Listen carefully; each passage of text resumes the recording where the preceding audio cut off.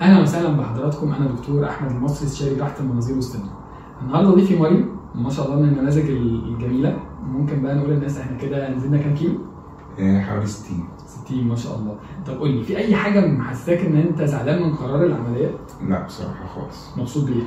اه. طيب هو مريم كان بيقول لي نقطه حلوه قوي. هو كان بيقول لي انا ما بحبش ابقى اخس زياده عن اللزوم واخس 60. انا بنتفاهم دلوقتي، انزل كمان 10 لا كفايه، طب ننزل كمان قد ايه؟ هو بيحب الشيب اللي هو ده. ايوه، صح عشان كده؟ مش عايز ابقى معضم او في اي حاجه يعني ابقى عامل كده اهو. كويس. طيب شعرك الدنيا معاك اخبارها ايه؟ لا هو في الاول كان بيقع بس دلوقتي رجع تاني. احنا دايما بنقول ان الشهر الرابع الخامس السادس بيقع شويه وبعدين يرجع يثبت ويتحسن تاني بعدها. كل حاجه بترجع طبيعي. طيب لو حبيت تقول للناس اللي خايفه تعمل عمليه تحب تقول لهم حاجه؟ لا يعني خدوا الخطوه دي، لان انت حياتك هتبتدي من بعد العمليه بجد. بس ربنا يوفقك يا رب وتوصل للوزن اللي انت عايزه، والاهم طبعا انك تفضل محافظ عليه. انا مبسوط بيك وان شاء الله كل الناس تبقى كويسه باذن الله.